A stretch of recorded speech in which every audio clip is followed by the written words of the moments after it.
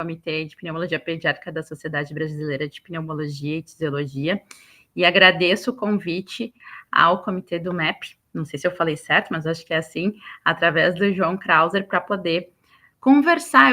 Obviamente, eu vou fazer uma apresentação inicial, mas eu tentei ilustrar o máximo possível para que a gente possa gerar debate e discussão sobre, então, esse assunto tão atual, né, que são as pneumonias, e eu escolhi atípicas por Mycoplasma pneumoniae, discutindo com o João.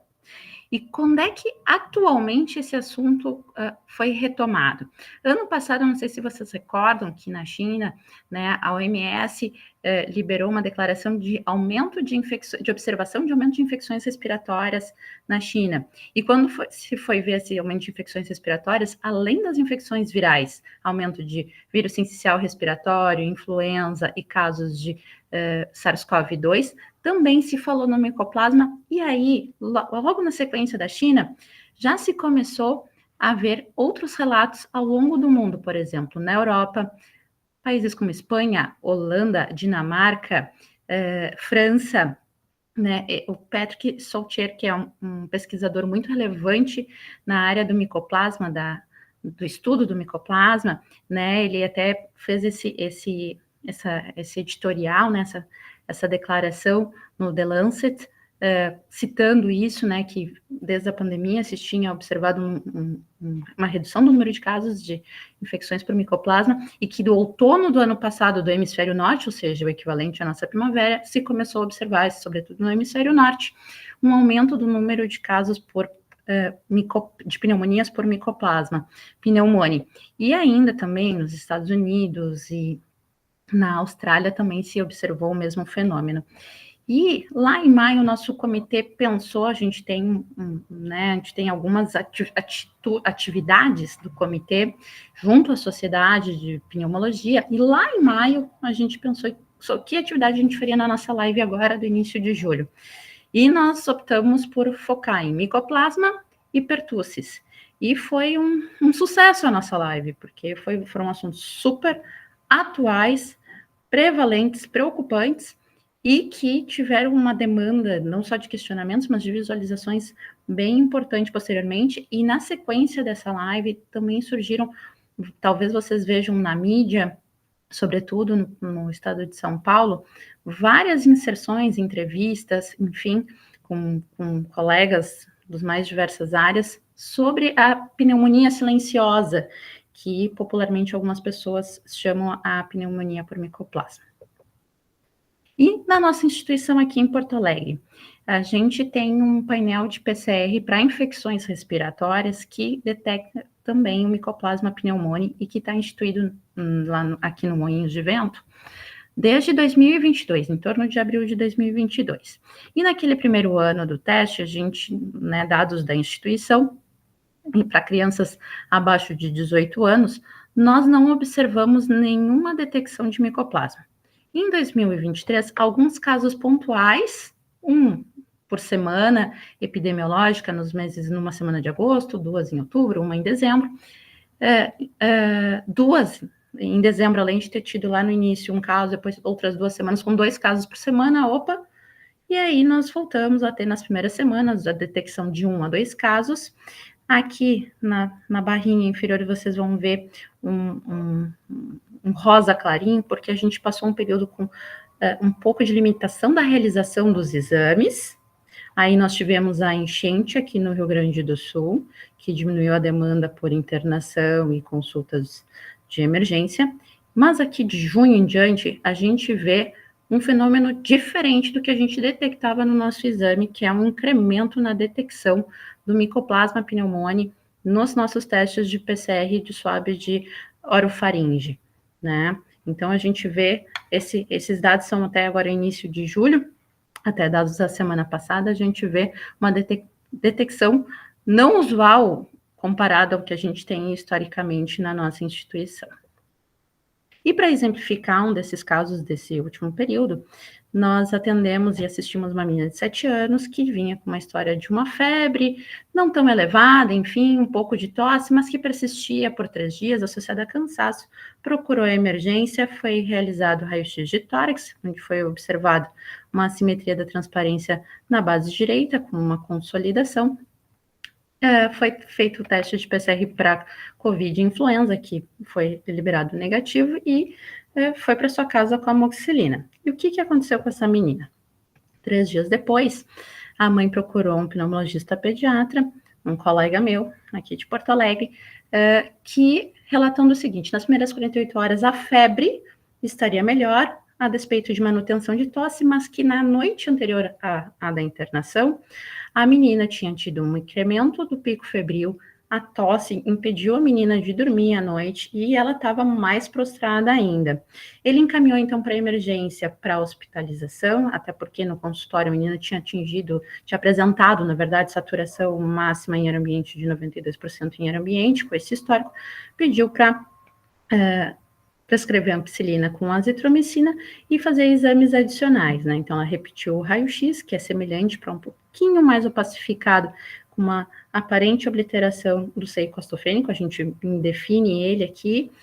E quando eu fui ver essa menina na chegada na emergência, eu tive essa forte impressão de ser micoplasma, assim como o meu colega, e mantive a conduta e nem pedi ecografia de tórax, né? Ficamos aguardando o teste de PCR do micoplasma dela, que de fato o detectou. A gente procedeu à suspensão da ampicilina, a menina foi evoluindo com melhora da curva térmica já nas primeiras 24, 36 horas da hospitalização. Ela ainda apresentou um racho cutâneo em alguns episódios de diarreia e foi deshospitalizada com a conclusão do tratamento e progressiva melhora clínica. Quando a gente fala de pneumonias bacterianas adquiridas na comunidade, e a gente vai buscar a etiologia, tem esse estudo do New England de 2015, que ele é muito emblemático, porque foi feita uma busca muito ativa pelo agente etiológico, né? Foi um estudo multicêntrico americano, coordenado, a publicação foi publicado, né, a primeira autora, Sema Jain, e eles tiveram um N de 2.358 crianças e adolescentes, uma mediana de idade de 2 anos, e que essas crianças tinham que apresentar sintomatologia clínica sugestiva de pneumonia associada à alteração radiológica. E eles foram exaustivos, como eu comentei, na busca de etiologia, seja viral, bacteriana, painéis por PCR, cultura, SWAB, líquido pleural, escarro, eles tentaram das mais diferentes maneiras possíveis. E eles tiveram um alto índice de positividade. Eu confesso que eu não estou conseguindo ver bem os meus números por causa da tela de compartilhamento. Mas, claro, sobretudo de infecções virais, mas também codetecções vírus e bactéria. Quando a gente fala desse agente, e a gente vê aqui, deixa eu só retornar, o agente bacteriano mais frequentemente antes do pneumococo detectado nesse estudo, foi o micoplasma em 5º lugar, atrás, né, em números absolutos, de 4 agentes virais, né, os primeiros 2, o vírus sincicial respiratório, o rinovírus, metapneumovírus e adenovírus. E quando a gente fala no micoplasma, quem é esse bicho? Quem é essa bactéria?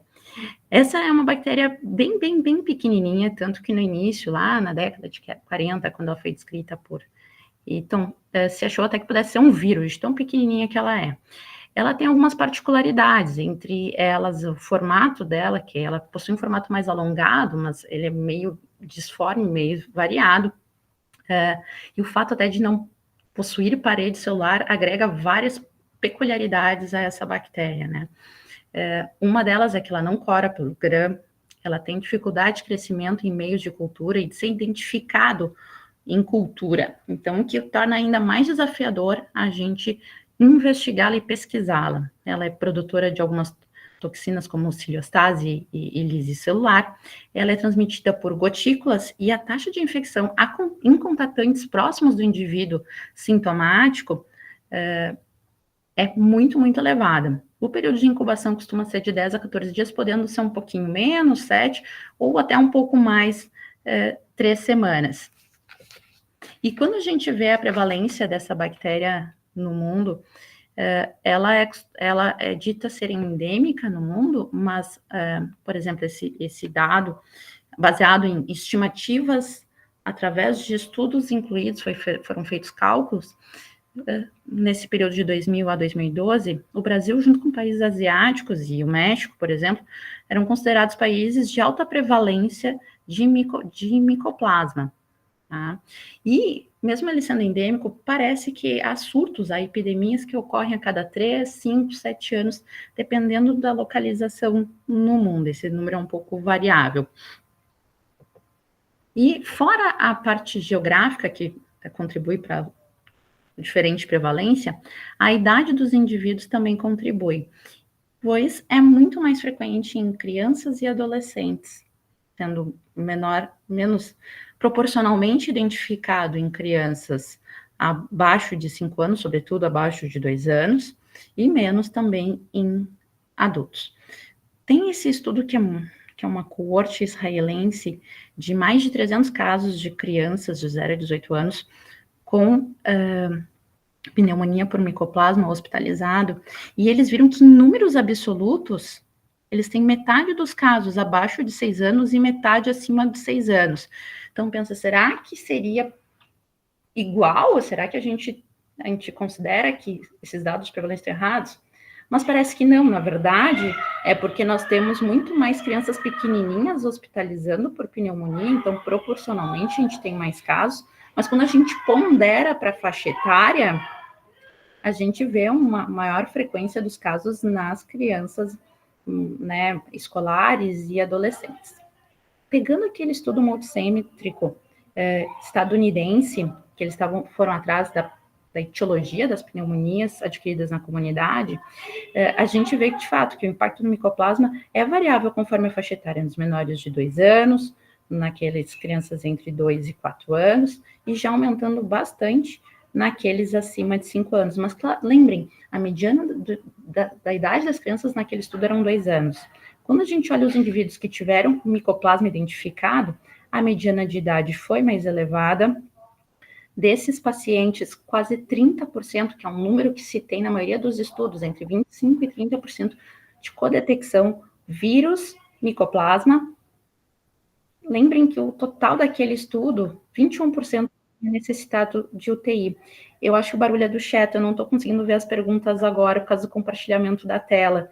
Doutora, não tem problema, sabe? Eu acho que é isso. As perguntas a gente combinou de colocar depois. Eu ia te falar, se você clicar ali onde está escrito ocultar, essa barra que está sobre o seu slide desaparece. Isso aí, Chay, eu acho que era isso. Era aí isso. As perguntas adiante. Pode ser? Tá, pode ser. E eu vi o barulhinho que é o do chat, mas daí depois eu olho, tá? Fique tranquilo, ao final aí todos que estão aqui podem fazer as perguntas. Tá bem. Então, metade, por mais que 26% apresentasse das crianças com micoplasma detectados apresentassem efusão pleural, metade daqueles que foram, do total das crianças do estudo que foram para a UTI, é um número proporcionalmente menor de crianças com micoplasma detectado, e menos ainda com ventilação. Né? Então, tem dados aqui bem legais e bem interessantes para a gente olhar e explorar. E dados brasileiros, o que a gente tem? A doutora Cristiana Nascimento Carvalho, que é da Bahia, é uma pesquisadora muito importante no nosso cenário, não só para micoplasma, mas para a detecção de agentes etiológicos, de infecções respiratórias, e no coco também a gente fala muito, né, a doutora Cristiana, e um dos estudos dela, por exemplo, de crianças menores, detectou uma prevalência de 10% nas crianças desse estudo de micoplasma e mais 10% também de Chlamydophila pneumoniae, tá? Então, que daria um número em torno de 20% de detecção, que é bem interessante também. De manifestação clínica, aí é uma manifestação muito abrangente. A gente tem desde indivíduos assintomáticos, e até se especula que esses indivíduos sejam, na verdade, portadores, carreadores da bactéria, né?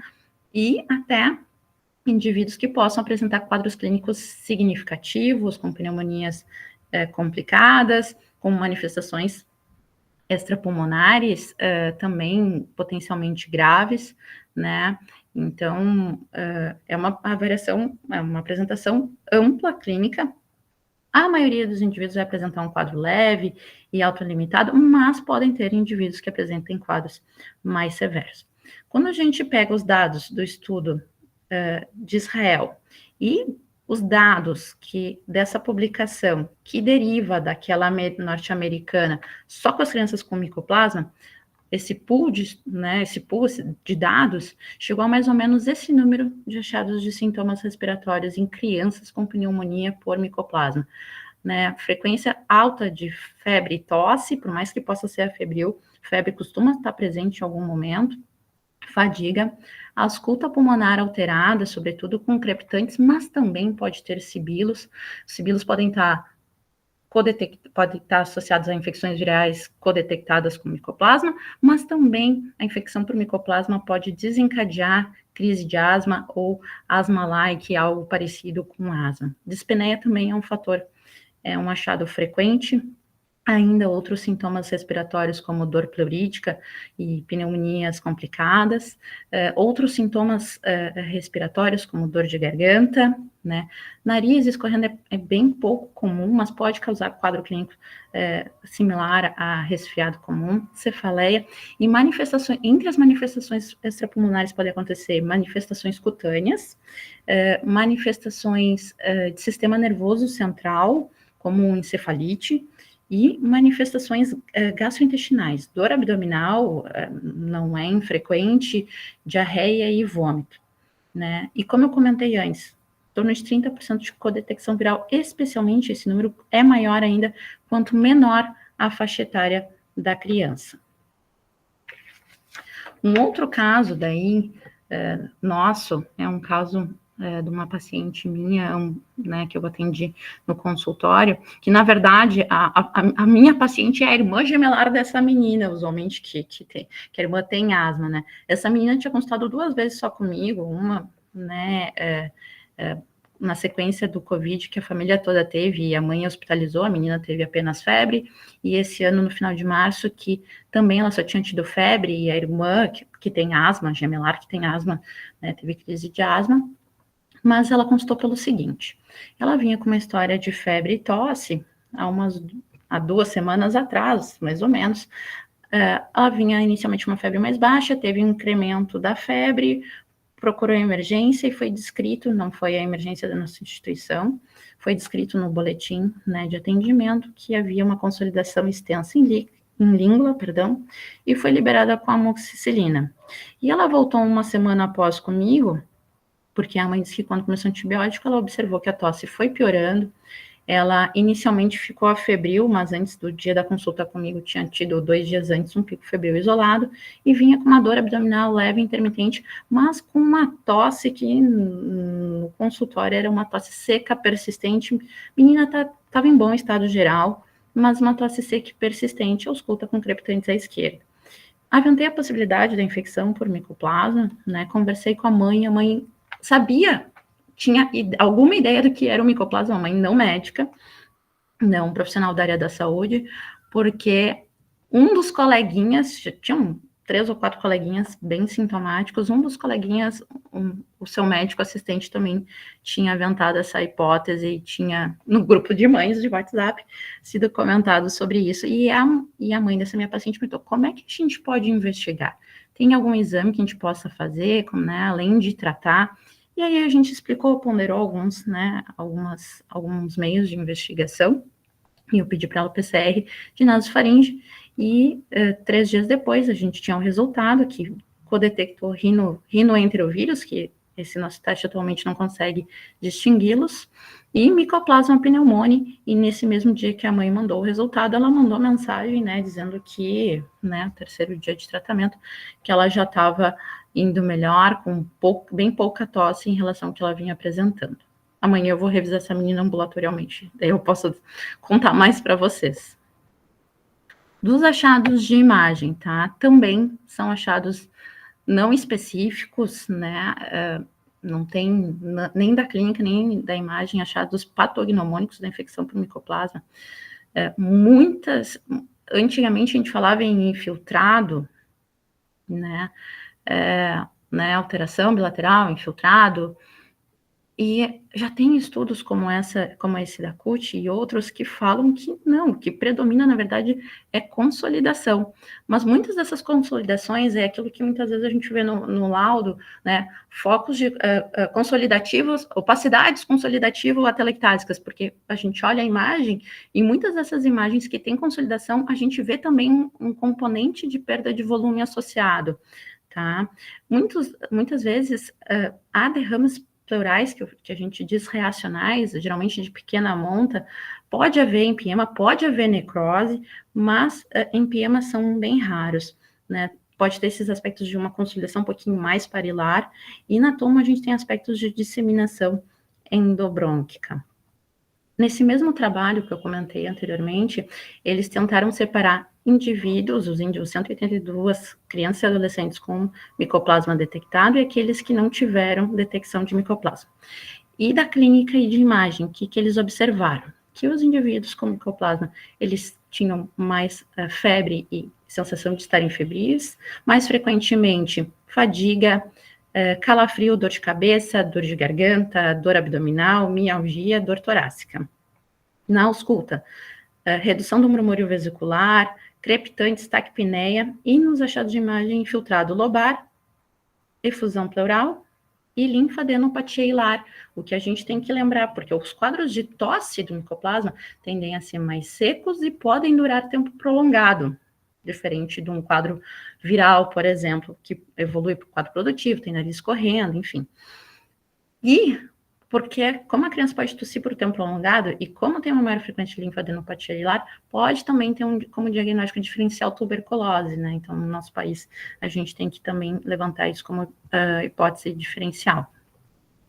Já as crianças sem micoplasma detectado aos testes, elas apresentavam, lembrando que a mediana de idade era baixa, então também teve muita detecção viral, então elas tinham mais sibilância, mais nariz escorrendo, mais sinais de esforço e dificuldade respiratória, né, febre documentada, roncos e sibilos à ausculta pulmonar e achados radiológicos de infiltrados multilobares e de bronquiolite, de complicações de bronquiolite. Um outro caso, que foi um caso agora do verão deste ano, era uma menina de 4 anos e 5 meses, que ela tinha febre, um pouco de tosse, que já vinha umas 48 horas, consultou na cidade litorânea, uma cidade grande, né, mas litorânea, que foi solicitado um raio-x, foi observada essa opacidade em base esquerda, que está um pouquinho mais difícil de ver aqui, mas dá para ver, e foi prescrito a amoxicilina para essa criança. E o que aconteceu com essa menina? 48 horas depois, ela persistia com tosse, com febre, repetiu um raio-x que foi semelhante a esse e resolveram, na emergência, escalonar a antibiótico terapia para amoxicilina com clavulanato. 4 dias depois, a primeira consulta, ou seja, 2 dias após essa segunda consulta, a menina apresentava piora do estado geral, piora da tosse, taquipneia, saturação de 90% em ar ambiente. A irmã dessa menina era paciente de um colega meu, pneumologista pediátrico, e mandou as imagens e mandou, né, o áudio da menina tossindo para o meu colega, contando a história, como é que tinha sido. Vou mostrar aqui o áudio para vocês.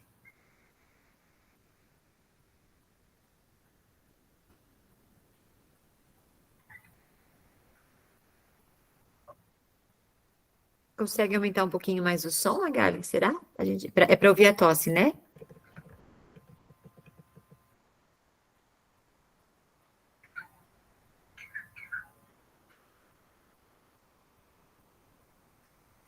Conseguiram ouvir?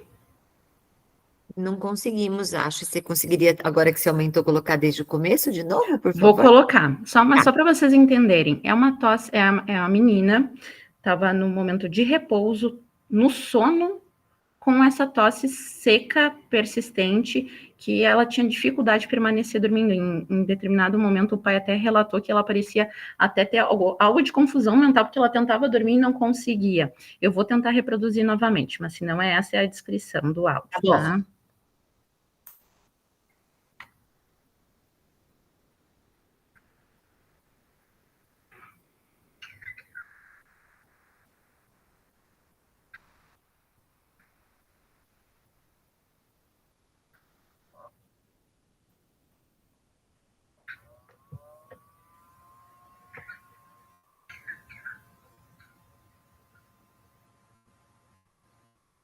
Foi possível ouvir?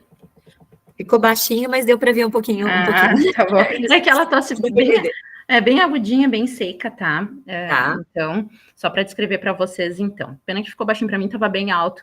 Mas, enfim, coisas da internet, que eu não sou super tecnológica ainda. Mas, enfim, foi discutido com meu colega, então.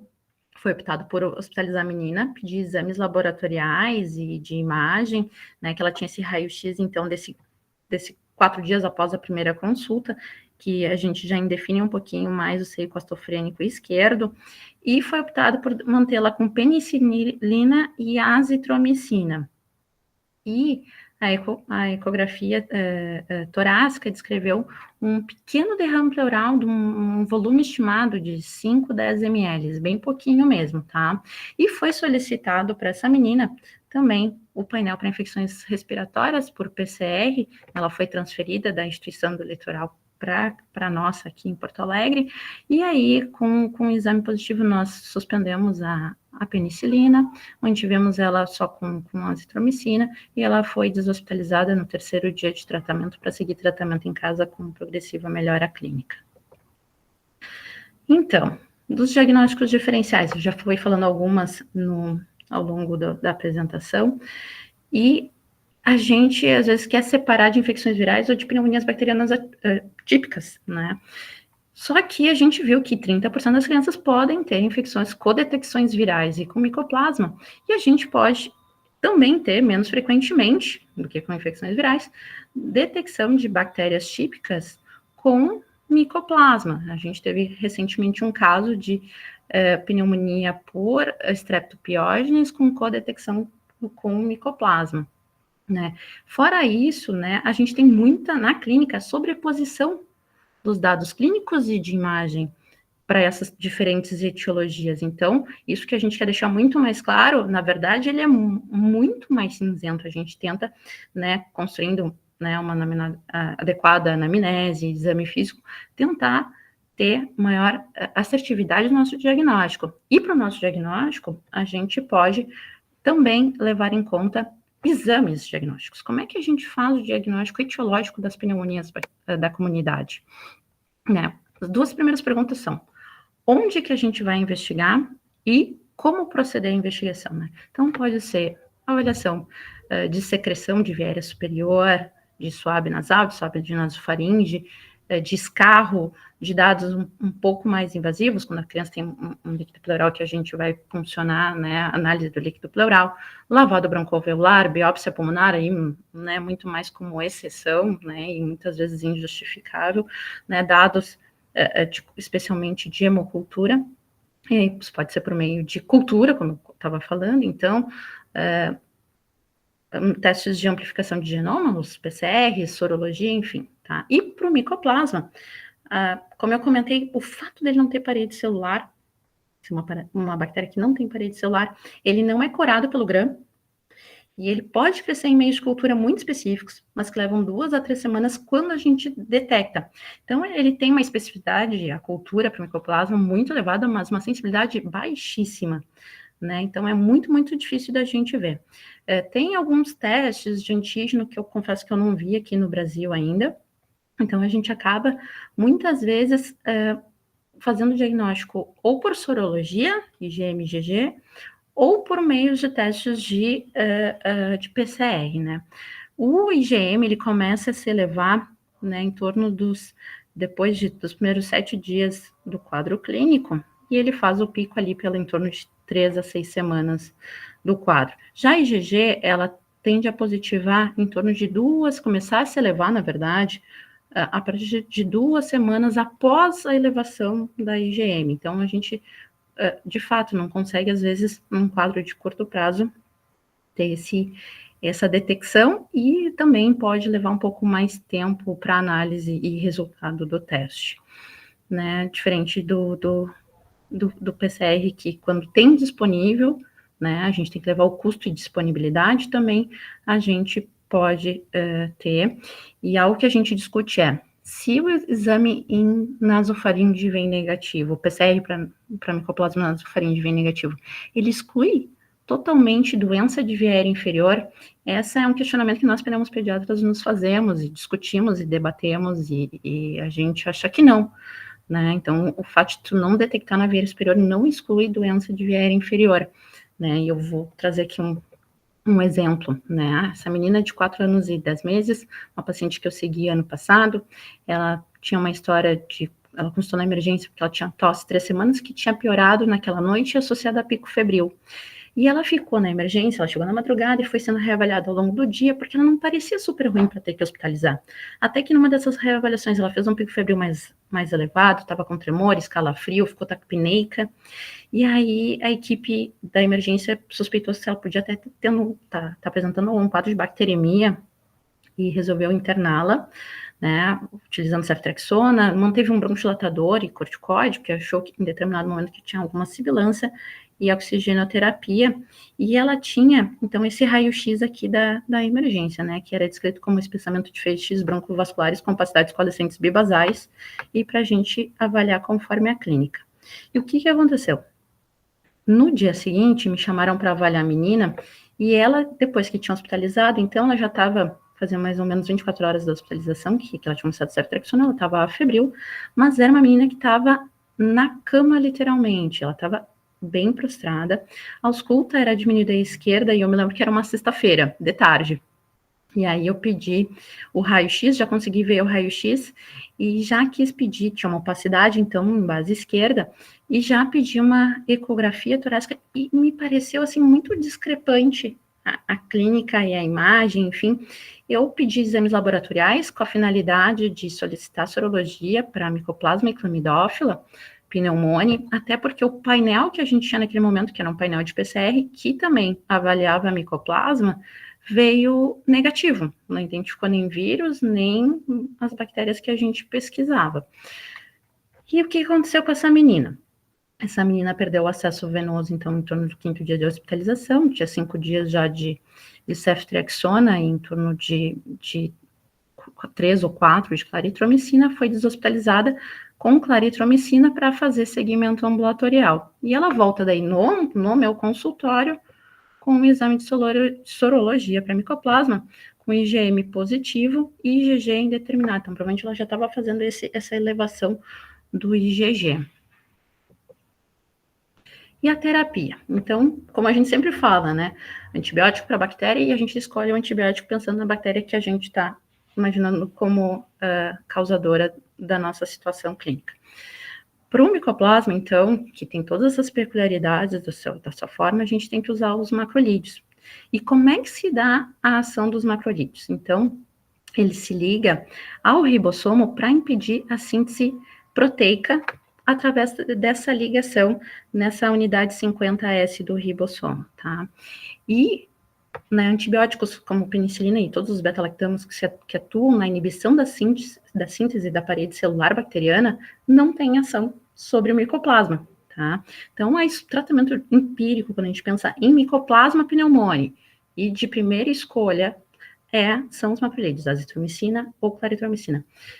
Se aventa-se, pelo menos in vitro, a claritromicina poderia ter um efeito um pouquinho melhor no pneumococo, e a azitromicina, talvez por uma ação anti-inflamatória, poderia ser um pouquinho mais potente para o micoplasma, mas de fato é que as opções, a primeira escolha são os macrolídeos. Só que a gente tem que considerar o quê?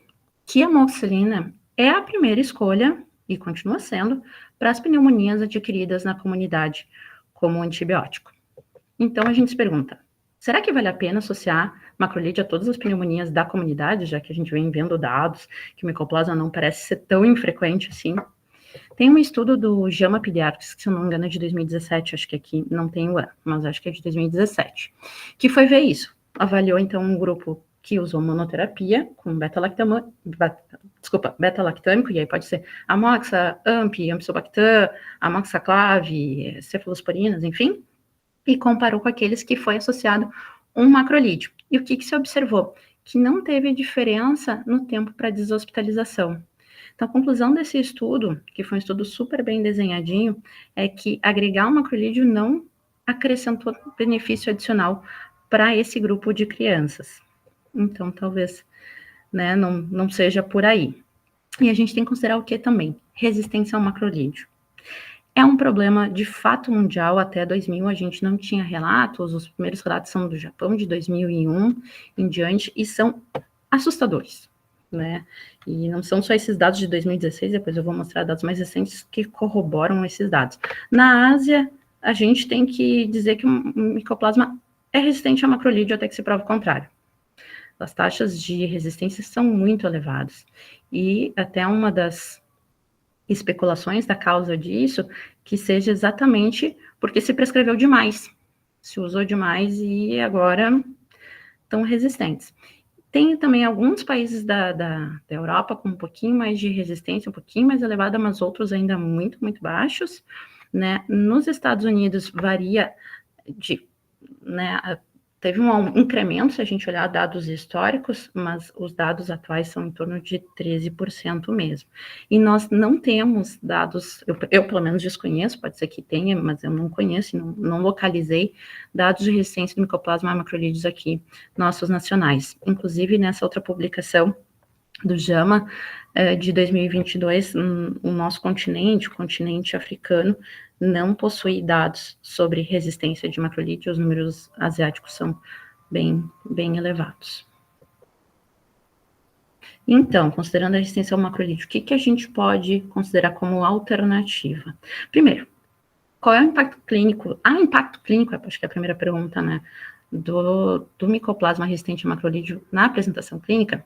Sim, tem, e, assim, pelo menos com uma apresentação mais prolongada dos sintomas, da tosse, sobretudo da febre.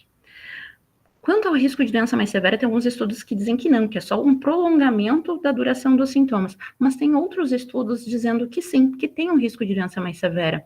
Se a gente pensar, tem relatos já de, não só relatos de casos, tá? Tem um incremento de literatura de pneumonia necrotizante e associação com a micoplasma pneumoniae como agente etiológico. E esses estudos, sobretudo, são estudos do continente asiático, então talvez não seja só uma coincidência, mas também uma maior frequência de possíveis manifestações não respiratórias, como manifestações de sistema nervoso central. Então, pode ser que sim, tenha um risco de doença mais severa, isso ainda não está claro, mas pode ser que sim, que tenha essa associação também. E as alternativas que a gente tem, então, seria dentro do grupo das quinolonas, né, o levofloxacino, que tem atuação sobre as bactérias atípicas, micoplasma e clamidófila, e a gente tem que ponderar, né, a dose conforme a faixa etária, né, a parte de que os estudos que mostraram in vitro, inibição da cartilagem de crescimento, já em vivo não parece, a gente usa já com uma certa segurança, mas só temos apresentação em comprimido, não tem solução, e a doxiciclina mais recentemente, que era proibida abaixo de 8 anos por alteração de esmalte dentário, enfim, já tem estudos mais recentes mostrando que ela sim é segura para usos em terapias agudas, como nesse caso de 10 dias, né? Mas também só temos apresentação em comprimidos. Aqui acho que é o último caso da apresentação, tá? Uma menina de 12 anos que a gente atendeu alguns anos atrás, que era uma menina que tinha história de asma, que se dizia não ter crise há 5 anos, mas que era uma menina que usava com frequência corticoide sistêmico e tinha tosse recorrente, tá? Além de rinite. É uma menina que procurou a emergência, teoricamente com 2 dias de sintomas de crise aguda de asma, mas que ela já tinha tido perda do controle da asma e já tinha tido uma outra crise naqueles 15 dias, 20 dias anteriormente. Ela chegou na emergência muito, muito grave, recebeu um bronquidilatador, sulfato de magnésio, ventilação não invasiva, e como ela persistia, ela tolerou bem a ventilação não invasiva, mas como ela persistia hipoxêmica por um tempo mais prolongado, foi instituído a cânula nasal de alto fluxo como um provedor, na verdade, de FO2, porque ela não tolerava muito máscaras com reservatório, né? Ela chegou, a pesquisa viral dela, da época, que não era por PCR, que testava adenovírus, influenza, VSR, e para influenza veio negativo, e tinha esse raio-x na chegada com opacidades, com desrecrutamento bilaterais, tá? Ela, quando teve essa vinda na emergência e transferência de uma emergência de uma cidade próxima aqui a Porto Alegre para nossa, ela apresentava hipoxemia, mas ela já aparecia com uma relativa entrada de ar melhor, conversava sem fala entrecortada, então ela parecia ter um pouquinho de dissociação e já naquele momento a gente suspeitou que pudesse ter alguma infecção, um agente atípico, né, um micoplasma, uma clamidófila associada, e nós começamos então com azitromicina e pedimos sorologia para micoplasma. O que aconteceu com essa menina? Lá pelo 4º dia de tratamento com azitromicina, nada de diferente. Ela continuava pressão de FO2 de 50%, mas sem fluxo, e a gente, como eu disse, a gente até alternava a VNI, mas como ela, né, se prolongou esse período de hipoxemia, a gente começou a pensar em diagnósticos diferenciais. Será que esse uso frequente de prednisolona tinha deixado ela com alguma imunossupressão relativa e pudesse ser uma pneumocistose? Será que ela tinha alguma alteração cardíaca? Pedimos, então, diversos exames, tomografia de tórax, que foi muito semelhante aos achados também do raio-x, e aí a gente usou, então, 5 dias de azitromicina, parou e ficou observando ali. No dia seguinte ela começou a melhorar, então parece que nosso tratamento não fez diferença alguma e ela melhorou a despeito do que a gente fez. E ela teve alta hospitalar no D8 e do D7, com esse raio-x, né, esse aqui, no D8, e ali pelo D7 e D8, né, eu até botei as datas aqui para verem que levou uma semana mesmo para a gente ter o resultado. Veio o resultado da sorologia para micoplasma com um IgM reagente e um IgG indeterminado, né, então a gente suspeitou, será que foi micoplasma resistente a macrolídeo? Não sei dizer para vocês, não tenho essa resposta, até para pesquisar resistência ao macrolídeo no micoplasma é super difícil, porque muitas vezes é uma mutação no receptor, né, na ligação entre o antibiótico e lá no ribossomo, que liga o antibiótico à inibição da produção da síntese proteica, né, então tem uma mutação desse receptor e tu não faz essa ligação adequadamente, então muitas vezes tu tem que buscar ou por genética, ou por métodos de PCR, mas que busquem esses genes de resistência. Então, é super difícil de pesquisar, é mais desafiador ainda, né, se já é um desafio pesquisar o micoplasma, é mais desafiador ainda pesquisar micoplasma resistente a macrolídeo. Então, para finalizar, como eu comentei para vocês, sim, micoplasma é uma causa frequente de pneumonias bacterianas, mas especialmente pneumonias adquiridas na comunidade, como a gente viu, sobretudo em escolares e adolescentes. A apresentação clínica é muito variável e tem muito achado sobreponível com as outras etiologias, né, e aqui as principais infecções virais e pneumonias bacterianas típicas, pneumocócicas. A evolução muitas vezes é benigna e autolimitada, mas nem sempre é assim. A gente observou também, aqui eu tentei trazer para vocês a dificuldade de investigação da bactéria, mas por mais que a gente esteja vendo mais casos, eu não quero, de jeito nenhum, não é essa a finalidade da aula, que a gente tenha uma luz verde para uso de macrolídeo. Né? A gente já viu ali o que aconteceu na Ásia, esperamos que não aconteça aqui. A gente seja muito mais, não também uma luz vermelha, mas sim uma luz amarela de atenção, para a gente estar atenta, né, a possibilidade do diagnóstico e tentar conduzir a investigação, o segmento com seu médico assistente, enfim, para a gente tentar não usar nem de mais, mas também nem de menos o macrolídeo, como tudo na medicina, né, bom senso. E o que é o futuro, além da gente investigar e fazer diagnóstico melhor e ter mais acesso ao diagnóstico?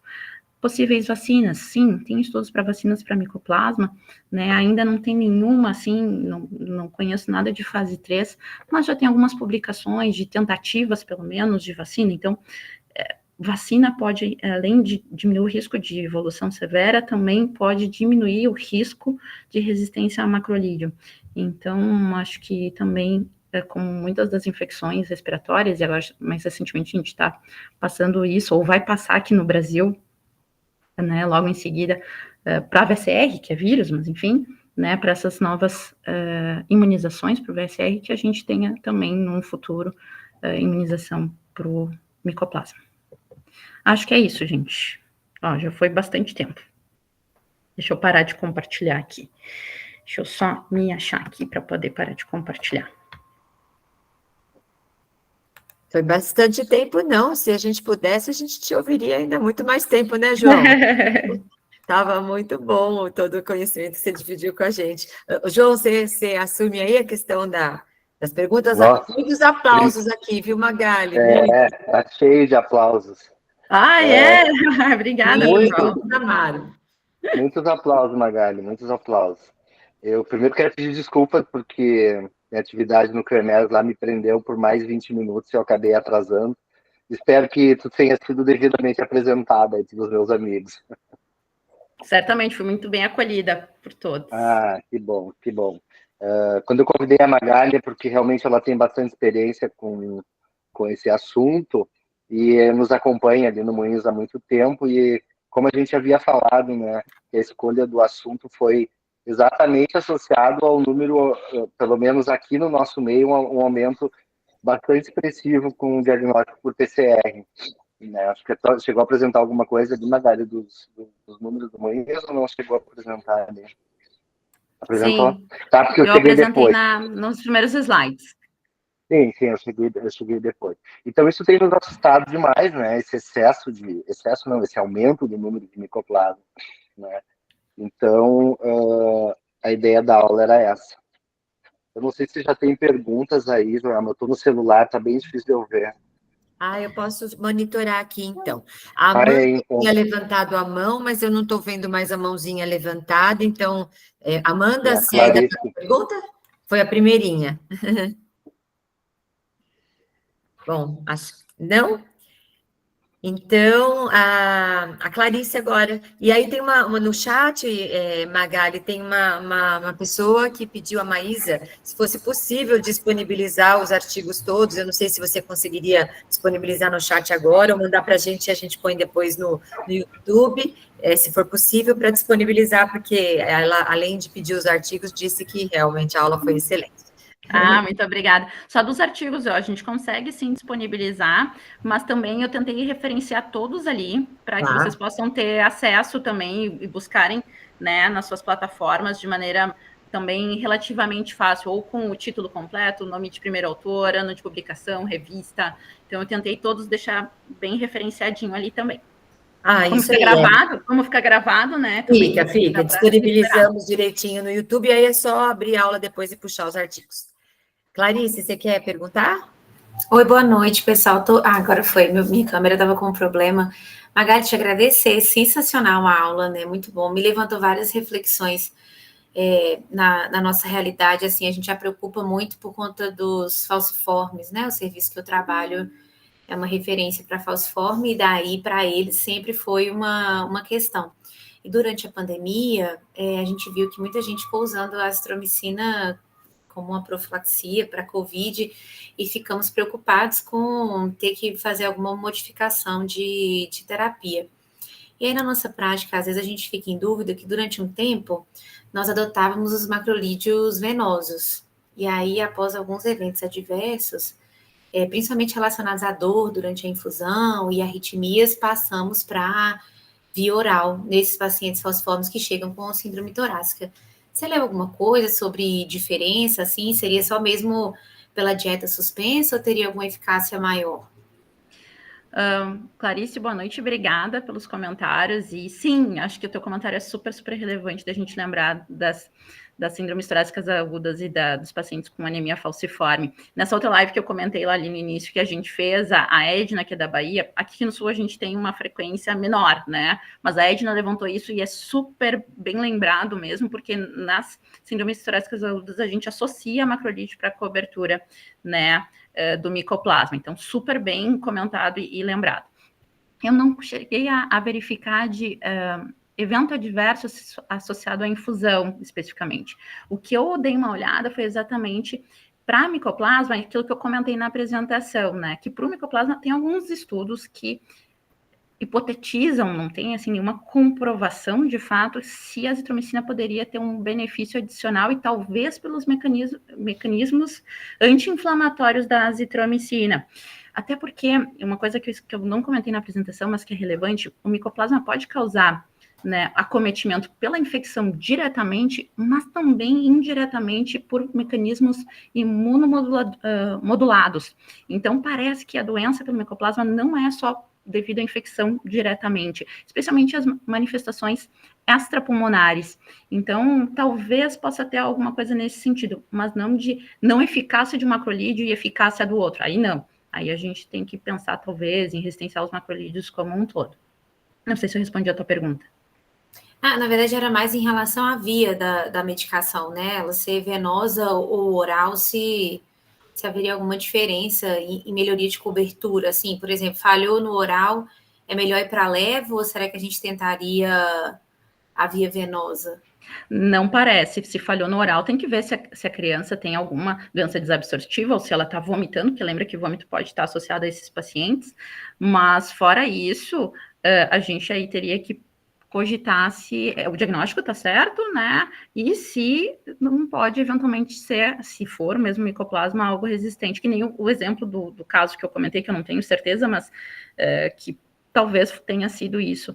Nesse meu caso, esse último que eu apresentei, mas não de alteração de eficácia pela via de administração. O que pode ter, e talvez isso que tu comentaste, e eu não fui atrás para ver, é a alteração de para-efeitos, né? A gente sabe que macrolídeo é um antibiótico quando a gente toma via oral, pode dar um pouquinho de desconforto abdominal, mas que eventualmente endovenoso pode ter alguns para-efeitos.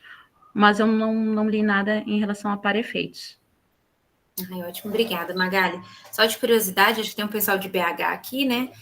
Nos serviços privados, se vocês quiserem ver, né, a possibilidade de micoplasma, tem alguns laboratórios que fazem painel viral, mais micoplasma e bordetela, né? Que aqui também agora a gente está em surto de coqueluche, né? E para quem está no SUS, principalmente lá no Hospital Infantil João Paulo II, se eu não me engano, a gente consegue enviar a amostra para a FUNED para fazer o PCR para micoplasma também. Então, acho que seriam as formas para a gente diagnosticar aqui na nossa realidade. Né? Mas obrigada, Magali, excelente aula.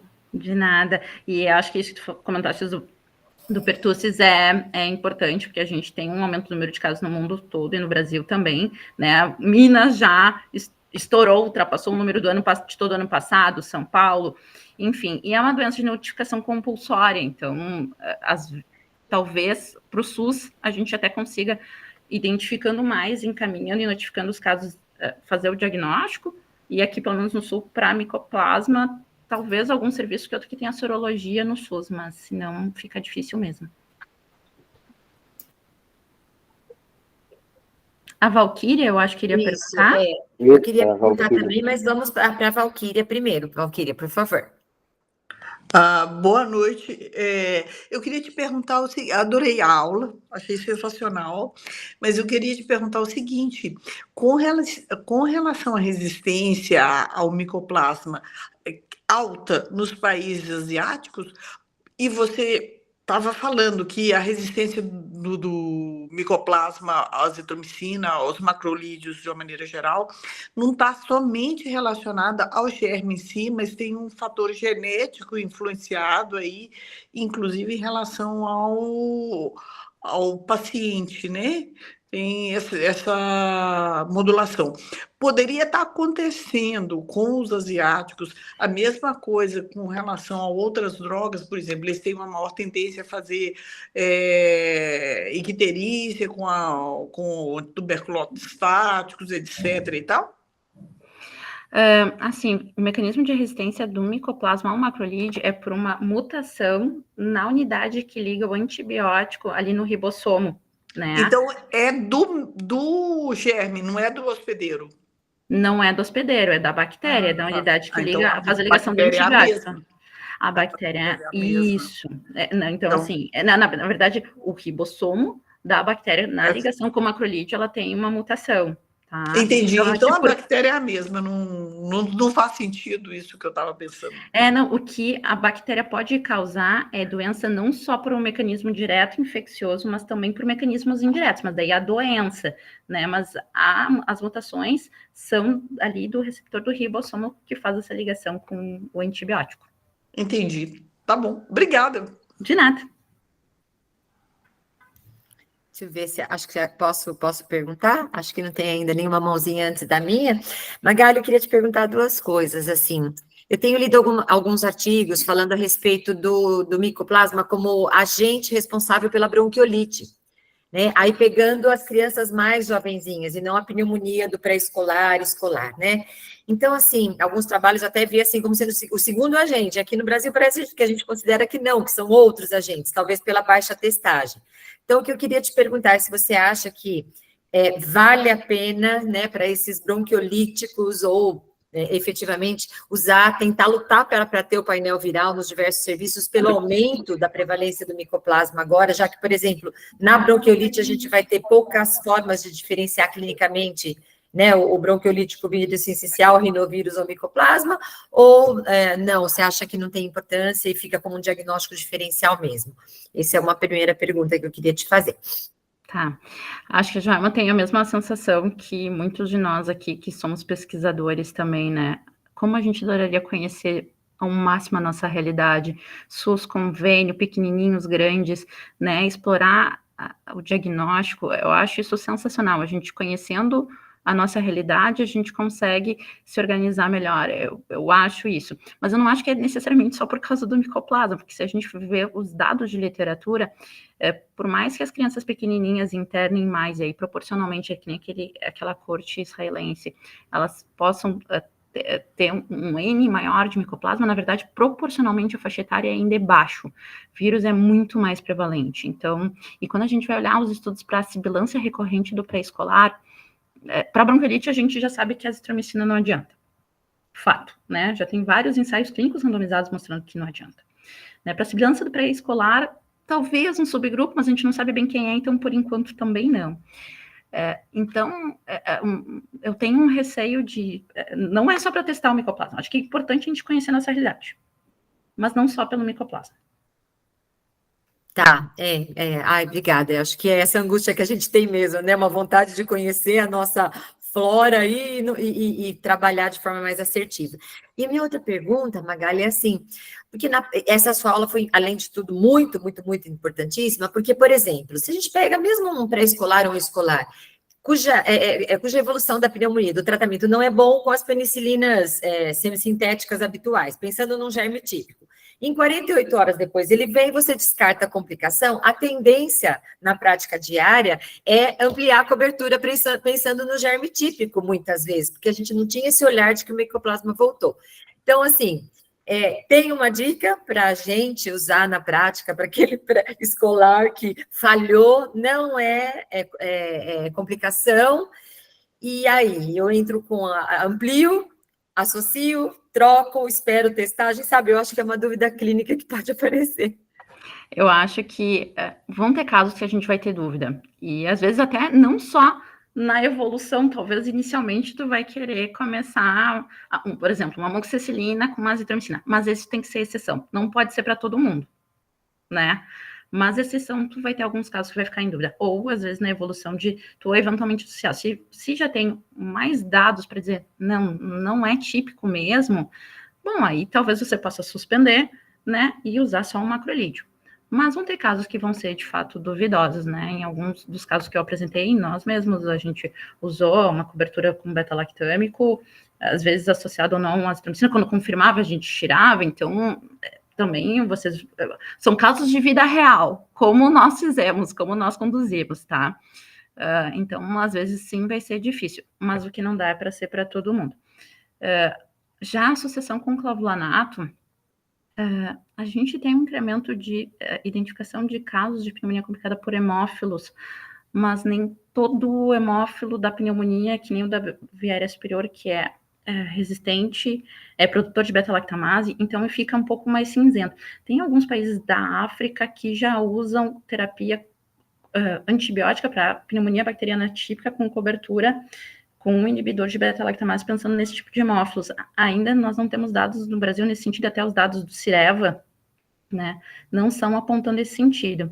A gente tem visto o incremento de outros agentes, como eu comentei ali na apresentação, de piógenes. Esse ano a gente teve pelo menos 2 casos já com detecção de pneumonias complicadas com piógenes também. Então a gente vai ficar mais... Mas lembrar, o piógenes, ele muitas vezes ele é sensível a um cheirinho de penicilina, até diferente do pneumococo, né? Então acho que é olhar caso a caso, mas sempre a gente se autocriticar, né? A gente se autoavaliar e não é sair dando tudo, não é sair dando nada. Vão ter casos que são cinzentos, mas nunca pode ser a regra. A gente tem que tentar olhar individualmente e usar as ferramentas que a gente tiver disponíveis para tentar discernir as etiologias. Puxa, muito obrigada, viu? O João levantou a mão, né, João? A Valquíria, eu não sei se esqueceu de abaixar a mãozinha. Eu tenho mais uma pergunta, Valquíria. Não, eu esqueci de abaixar a mãozinha. Então tá bom. Então agora é o João. João, você, por favor. Bem, Magali, nessa mesma linha que a Joelma questionou, eu tenho uma dúvida quando eu tenho um paciente que está usando uma penicilina, que está internado, e aí a gente, antes de ter o resultado diagnóstico, a gente pensa em associar uma ácido, por exemplo. Mas, pensando no que tu mesmo falasse em relação, talvez um aumento, uma eficácia da claritromicina maior ao pneumococo em relação a ácitro, valeria a pena eu não usar, por exemplo, AMP e ácitro e deixar somente uma claritromicina? Acho que isso é factível ou a troca dos dois por uma claritromicina não é o ideal? Eu acho que eu teria que ver se tem algum estudo para responder a tua pergunta, assim, cientificamente, tá? Então, vai ser uma resposta que eu não gosto de fazer, assim, tipo, minha opinião. Eu achei, às vezes, minha opinião meio ruim, mas essa resposta agora vai ser meio que minha opinião. Não tem problema, respeito. Assim, eu não vejo... Eu acho que ambas opções são válidas, tá? Tu tem uma boa resposta do pneumococo, né, as doses de penicilina e penicilina alta, né, que é o primeiro agente das pneumonias adquiridas na comunidade. Então, se quiser dar uma boa cobertura para o pneumococo, eu acho que usar penicilina e aí associar ao macrolídeo, se tiver alguma dúvida, ok. Eu sempre fico com receio da claritromicina, o pneumococo não responder tão bem. Então, por mais que ele tenha uma cobertura melhor do que a azitromicina, não estou dizendo que eu já não fiz só uma coisa ou só outra, eu acho que é individualizar. Se aquele caso tu pende talvez mais para atípico, mas tu queria também dar alguma cobertura para o pneumococo, talvez esse seja o da claritromicina, enfim, não tem bem uma resposta. Acho que também tem que levar em consideração o local onde você está e o custo da medicação. No SUS, a gente não tem disponibilidade, pelo menos aqui no Sul, de claritromicina, e claritromicina pode ser caro, né? Então, talvez a azitromicina com amoxicilina seja uma opção mais em conta. Então, acho que tem vários fatores aí para a gente levar em consideração, e como eu disse, eu não estou me baseando no artigo do fulano e colaboradores, é muito mais, talvez, impressões.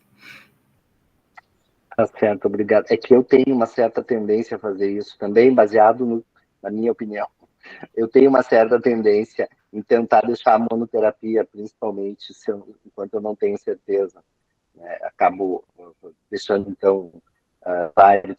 E eu tenho visto também os otorrinos utilizando claritromicina para os seus pacientes, assim, tipo, com falha de tratamento, de terapêutica habitual e iniciar com claritromicina. Também não sei se isso tem algum respaldo científico ou é vivência só. Então, por isso eu pensei na possibilidade de tentar essa monoterapia. E, eventualmente, eu tenho feito isso e também está tudo certo, né? Acaba que nós, ultimamente, não os pacientes ambulatoriais, mas os pacientes internados, a gente tem feito muito diagnóstico, né? E aí fica mais fácil. E aí, Clarice, em relação à via, o que eu percebo muito, tanto a azitromicina quanto a claritromicina EV, elas são muito vesicantes.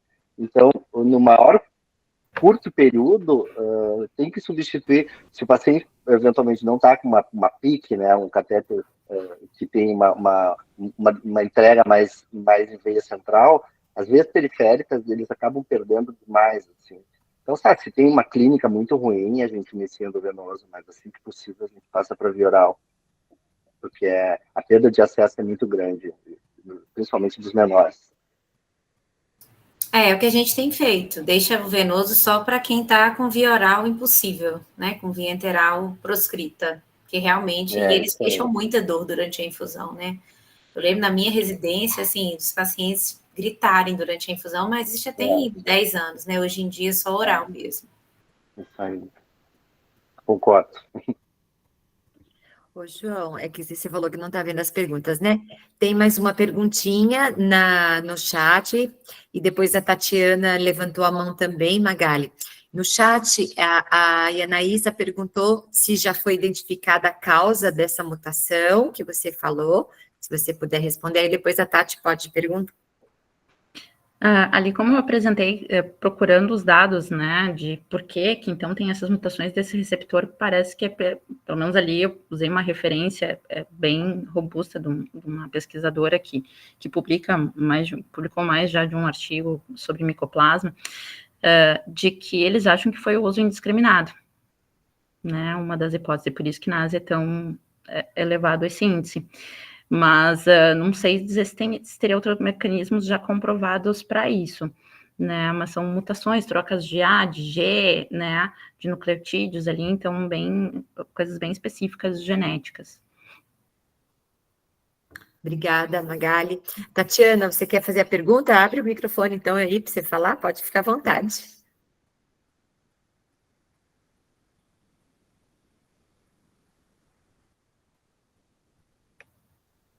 Tatiana, está ainda aí? A Tatiana não quer falar. Não quer falar, ficou com vergonha. Qualquer coisa é só me contatar. Então ótimo, tá bom. Então acho que é isso, as perguntas, não temos mais nenhuma outra pergunta no chat. João, fique à vontade aí, então. Bem, eu só quero agradecer, então, a tua presença e a presença no momento que eu entrei, tinham 60 pessoas assistindo. Não sei se teve mais que isso, mas isso só mostra a importância que essa atividade está sendo desenvolvida a cada 2 semanas, num período em que o online está muito cansativo, né? Mas a gente tem conseguido a cada 2 semanas juntar um número expressivo de colegas aí. Eu quero agradecer a presença de todos, então. Acho que dessa vez teve bastante gente do Sul, eu dei uma revisada ali, também eu disseminei para muitos colegas aí a apresentação, e eu quero te agradecer, então, pela presença, agradecer a todos aí por ter participado desse evento conosco aí, e fortalecendo cada vez mais a nossa equipe. Muito obrigado. Que isso? De nada, gente. Aqui, alguns rostos conhecidos, muitos desconhecidos, mas que fiquem à vontade, por favor, para me contatar. Obrigada, João, pelo convite.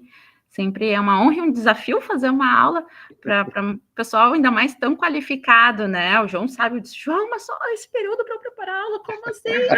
Ela achou pouco 2 semanas quando eu falei para ela. Pouquíssimo. Imagina. Nada.